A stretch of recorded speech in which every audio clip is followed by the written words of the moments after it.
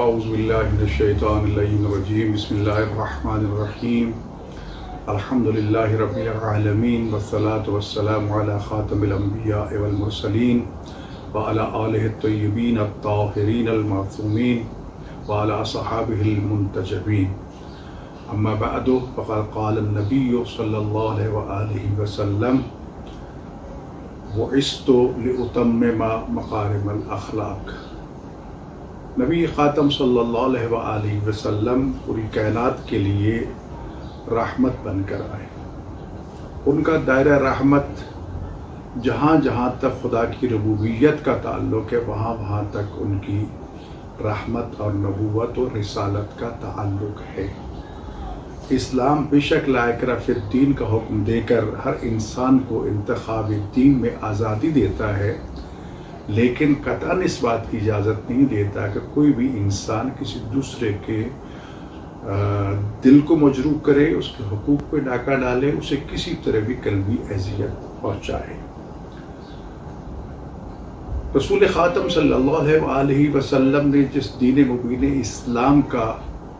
اعلان فرمایا اور اللہ تعالیٰ نے اسے اپنا پسندیدہ دین اسلام قرار دیا، اور رسول رحمت صلی اللہ علیہ وآلہ وسلم پر آخری کتاب قرآن کریم نازل فرمائی اور آپ کو آخری نبی خاتم النبیین بنا کے بھیجا، تو ہمیں دو ترازو دیے کہ کس طرح آپ کی زندگی بسر کرنی ہے۔ ایک تو یہ فرمایا کہ قرآن کریم کو اپنے ہمراہ رکھنا، اس سے ہدایت لینا، مہدی للناس ہے، مہدی للمتقین ہے، اور دوسرا یہ ارشاد فرمایا کہ رسول رحمت صلی اللہ علیہ وآلہ وسلم کی سنت اور سیرت کو لقد کان لکم فی رسول اللہ صلی اللہ علیہ وآلہ وسلم اسوۃ حسنہ۔ اللہ نے فرمایا کہ اللہ کے رسول کا اسوہ حسنہ جو ہے اس کو اپناؤ اور قرآن کو اپناؤ۔ اور رسول خدا صلی اللہ علیہ وسلم کے بارے میں اللہ نے یہ بھی فرمایا کہ اللہ کا نبی تمہیں جو دے وہ لے لو، جس سے روکے اس سے رک جاؤ۔ رسول خاتم صلی اللہ علیہ وآلہ وسلم جس دین مبین کو لے کر آئے تھے، کفار مکہ اور مشرکین اور دنیا کے کافروں نے یہ سمجھا تھا کہ وہ اسی صحرائے عرب میں ہمیشہ کے لیے ختم ہو جائے گا، لیکن وہ چند افراد سے شروع ہونے والا دین مبین کہ جن کے اولین حمایت کرنے والوں میں حضرت امیر المومنین علی بن ابی طالب علیہ السلام، حضرت ام المعصومین جناب ام المومنین خدیجہ الکبریٰ سلام اللہ علیہا، حضرت عقیل ابن ابی طالب علیہ السلام، اور ان سب کے محافظ معاون سرپرست حضرت ابو طالب علیہ السلام، اس طرح اس دین کو لے کر چلے کہ صحرائے عرب کا نقشہ ہی دنیا کے سامنے بدل کر رکھ دیا کہ وہ چند افراد سے شروع ہونے والا دین مبین آج دنیا کے 1.5 ارب سے زیادہ دنیا کو حلقہ اسلام میں داخل کر چکا ہے۔ اس لیے کسی دانشور نے یہ بات خوب کہی تھی کہ ایک تو 14 صدیوں سے بھی زیادہ عرصہ گزر چکا ہے، لہذا کوئی جھوٹ بھی اتنی دیر قائم نہیں رہ سکتا، لہذا رسول خاتم صلی اللہ علیہ وآلہ وسلم کی صداقت، امانت، دیانت کی یہ سب سے بڑی دلیل ہے کہ انہوں نے جس دین کو پیش کیا وہ آج تک اپنی اصلی حالت میں باقی ہے۔ دوسری بات، اس دانشور نے جو غیر مسلم ہے اس نے یہ کہا کہ اس کی کتاب جو ہے جو اللہ نے اس پر نازل فرمائی وہ بھی آج اسی طرح واقعی ہے۔ پھر یہ کہا کہ اتنے 1.5 ارب سے زیادہ لوگوں کا اس کو تسلیم کر لینا، اتنی بڑی جمعیت جو جھوٹ پہ جمع نہیں ہو سکتی، اور روز بروز اس کے امتیوں میں، اس کے کلمہ پڑھنے والوں میں، اس کے پیروکاروں میں اضافہ ہوتا جا رہا ہے، جس کی وجہ سے یہ کوئی آج نہیں ہے، روز اول سے یہ ستیزہ کار رہا ہے، ازل سے تا امروز چراغ مصطفی سے شرار بولا بھی، وہ تو بات چل رہی ہے، پہلے دن سے مخالفت شروع ہے اور آج بھی شروع اور جاری رہے گی، لیکن آج ایک مرتبہ پھر عالم شرک اور کفر جو ہے وہ دین مبین اسلام کی تبلیغ اور شان رسالت کی عظمتوں کے روشن تر ہونے کے جو مناظر دیکھتا ہے، اور مسلمانوں اسلام کے دائرہ میں جوک در جوک عالم غرب کے نوجوانوں کو، خواتین و حضرات کو داخل ہوتے ہوئے دیکھتا ہے، ان کو روک نہیں پاتا، تو وہ دشمنیوں پہ اتار آتا ہے، کبھی قرآن سوزی کا مرتکب ہوتا ہے، اور ہمیشہ وہ مسلمانوں کے جذبات کو توہین رسالت کی صورت میں ابھارنے کی کوشش کرتا ہے اور کوشش کرتا ہے کہ رسول خدا صلی اللہ علیہ وآلہ وسلم کی توہین کر دی جائے اور ان کو لوگوں کی نظروں میں گرا دیا جائے. لیکن وَرَفَعْنَا اللہ کا ذکر ہے جس رسول خاتم صلی اللہ علیہ وآلہ وسلم کے بارے میں اللہ تعالیٰ نے فرمایا تھا کہ اے ہمارے حبیب ہم نے آپ کے ذکر کو بلند کر دیا ہے, اس کی کبھی پستی نہیں ہے. اسلام کے بارے میں فرمایا الاسلام یعلو ولا یعلی علیہ, اسلام ہمیشہ بلند سے بلند تر ہوتا جائے گا, اسلام کبھی بھی پستی کی طرف نہیں آئے گا. تو جس کی عظمت کی ضمانت قرآن کریم نے دی ہے, یہ کافر و مشرک کل بھی یہ کوششیں کر کر کے تھک گئے اور دنیا سے واصل جہنم ہو گئے, چلے گئے. آج بھی یہی کیفیت ہے. حال ہی میں جہاں پہلے تو یورپ کے مختلف ممالک اس توہین رسالت صلی اللہ علیہ وسلم میں کے مرتکب ہوتے رہے اور آپ کی شان میں گستاخی قرآن سوزی کی سازشوں میں اور اس فتنہ پردازیوں میں مصروف تھے, اب اس کے ساتھ ہندوستان پھر ایک مرتبہ ان کی پیروی کرتے ہوئے اسی گستاخی کا مرتکب ہوا ہے. اور پھر جہاں پر کشمیر میں مسلمانوں کو قتل عام کا سلسلہ جاری تھا, وہ سلسلہ آگے بڑھتے بڑھتے متشدد اور متعصب ہندو جو مسلمانوں کے قتل عام کے لیے آگے بڑھا, یہ سب مودی کی حکومت کی جب یہ صوبے کا وزیر اعلیٰ تھا تب بھی یہی کچھ ہوا. گجرات کے مسلمانوں کا کس طرح تحقیق کیا گیا, اور جب وہ وزیر اعظم بنا تو اس دن سے لے کر تو باضابطہ ان دہشت گردوں کو حکومتی سرپرستی ملتی ہے. اور یہی وجہ ہے کہ یہ بھارتیہ جنتا پارٹی کی جس خاتون اور جنہوں نے بیانیہ جاری کیا ہے اور اس میں رسول خدا صلی اللہ علیہ وسلم کی شان میں گستاخی کی وہ حرکت کی ہے کہ جس کی وجہ سے نہ صرف مسلمانان ہند جو ہیں وہ سراپا احتجاج ہے, بلکہ اس گستاخی کی وجہ سے پوری دنیا انسانیت بالعموم اور خاص طور پر جو مسلمان ہیں اس میں تمام یعنی عرب ممالک ہوں, اس میں فارس ہے, اس میں پاکستان ہے, اس میں دنیا کے ممالک ہیں, وہ دن رات ان کی اس حرکت پہ سراپا احتجاج ہے. اس سے پہلے اسلاموفوبیا کا مسئلہ تھا,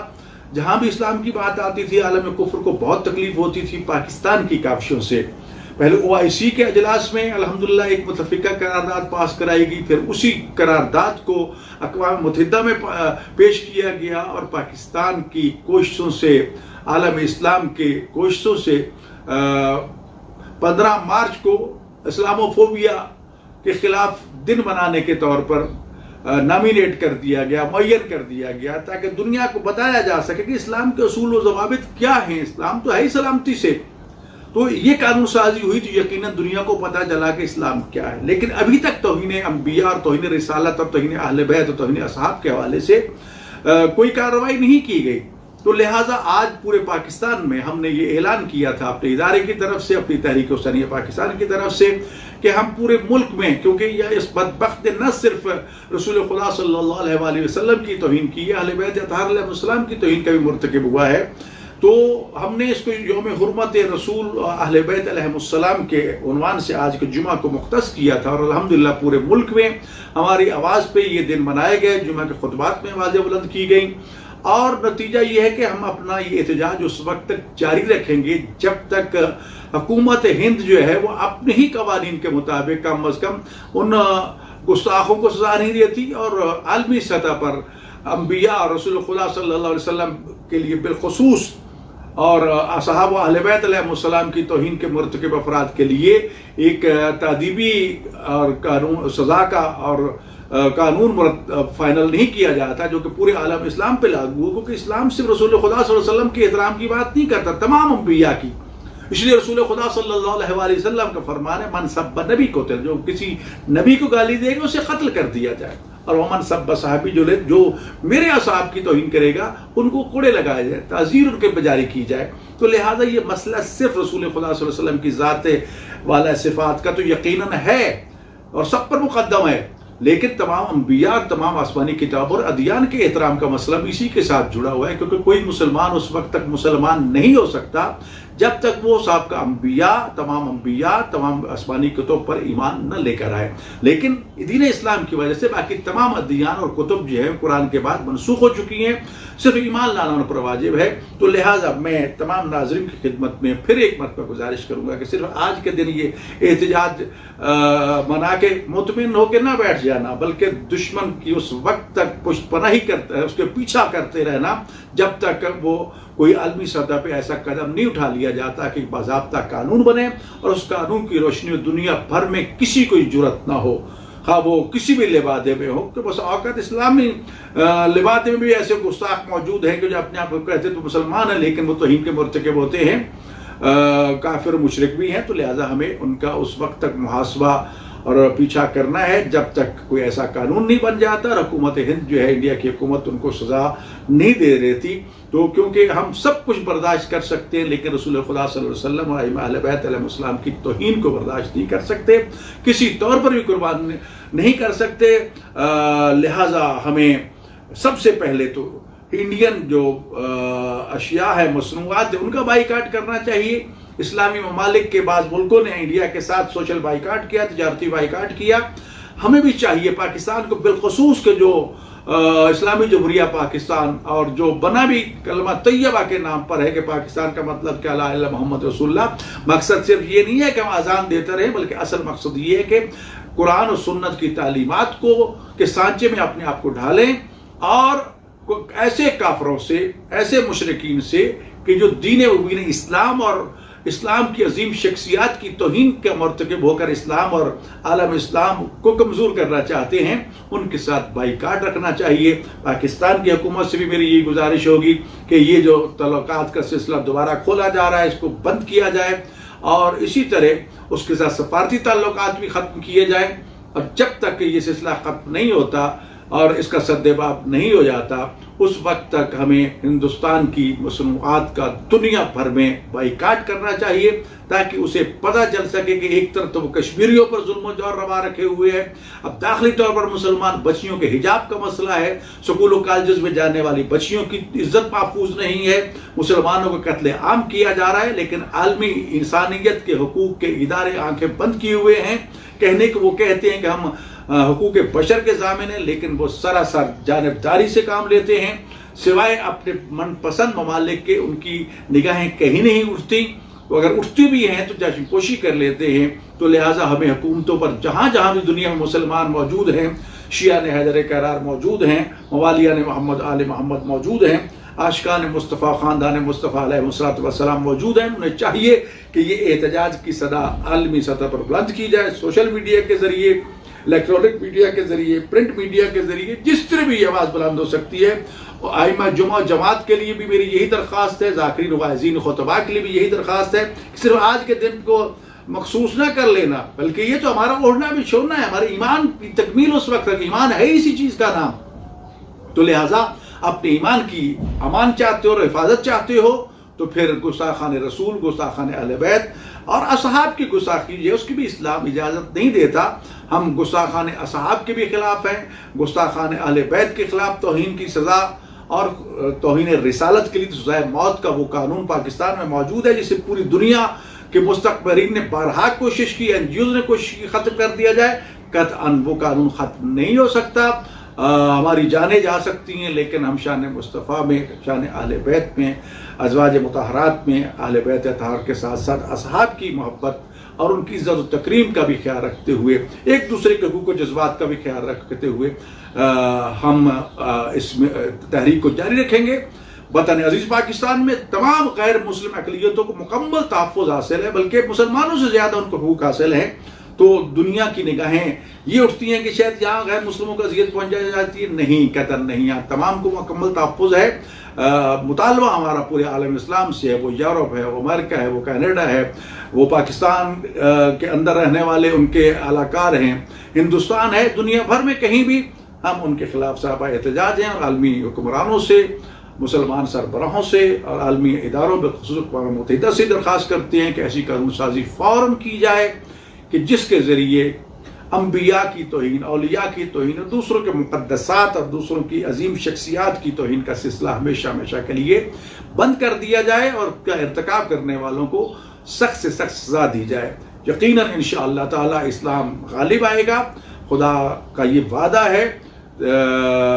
انتم الاعلون ان کنتم مومنین، کہ اگر تم واقعی سچے مومن ہو تو پریشان نہ ہونا، تم ہی غالب آؤ گے، تم ہی बुलंदियों की तरफ जाओगे तो आलम इस्लाम को भी यकजहती और मोहब्बत तरफ बढ़ना चाहिए, फिरका वारिया से बचना चाहिए, एक दूसरे के इख्तलाफी पहलुओं को भी बर्दाश्त करना चाहिए, इसलिए कि मुसलमान जो है वो जान वाहिद जसद वाहिद की हैसियत रखता है। अल्लाह ताला हम सबको रसूल अकरम सल्लल्लाहु अलैहि वसल्लम अहले बैत अतहार अलैहिमुस्सलातु वस्सलाम की इज़्ज़त व नामूस की पासदारी करने, वतन अजीज़ की सालमियत के लिए तमाम तर कोशिश बरूकार लाने की तौफीक अता फरमाए। मेरी दुआ है जनाब ज़हरा सलामुल्लाह शफ़े रोज़ जज़ा रसूल खुदा सल्लल्लाहु अलैहि वसल्लम जनाब सरकार अमीरुल मोमिनीन अली इब्न अबी तालिब अलैहिस्सलातु वस्सलाम, सरकार हसनैन करीम शरीफैन अलैहिस्सलाम, आइम्मा अतहार अलैहिस्सलाम, बावल वाजह हवाए हज़रत अबुल फज़ल अब्बास के वसीला दिल्ला से रब्बे कायनात से दुआ गो हूँ कि अजल टीवी के जो चेयरमैन हैं चौधरी एजाज साहब मर्ज़ क़ल्ब में मुब्तला हैं, अल्लाह ताला उनको सेहत कामिला अजला अता फरमाए। करीम परवरदिगार से दुआ है कि मालिक कायनात उनको सेहत कामिला अजला अता फरमा। और इसी तरह मोहतरम शजर साहब जो हैं उनकी वालिदा मरीज़ा हैं, जनाब सदीक़ा कुबरा ज़हरा सलामुल्लाह के वसीला दिल से दुआ गो कि मालिक कायनात उनकी वालिदा गिरामी को सेहत कामिला अजला अता फरमा और उनको सही मानों में कनीज़ाने ज़हरा में से शुमार फरमा। और जो वो पैगाम इस्लाम और पैगाम मोहब्बत अपने टीवी के ज़रिए दुनिया में पहुँचा रहे हैं, अल्लाह ताला उनकी तौफ़ीक़ात खैर में इजाफ़ा फरमाए और अल्लाह ताला उनकी इन काविशों को बतौर इबादत कबूल व मकबूल फरमाए। सरकार हुज्जत इमाम ज़मा अलैहिस्सलाम के ज़हूर से ही यकीनन फ़ज्र हकीकी तलू होगी, अल्लाह ताला उनके ज़हूर में ताजील फरमाए और हमें वो सुबह और नूरानी सुबह जब देखने की सादत अता फरमाए कि जब दुनिया में ये आवाज़ गूंज रही है उसका जाल हक़ व ज़ाहक़ल बातिल इन्नल बातिल कान ज़हूक़ा रब्बना तक़ब्बल मिन्ना इन्नका अंतस समीउल अलीम बिहक़्क़ि मुहम्मदिन व अहले बैतिही अत-तय्यबीन अत-ताहिरीन अल-मासूमीन बिफ़ज़लिका व रहमतिका या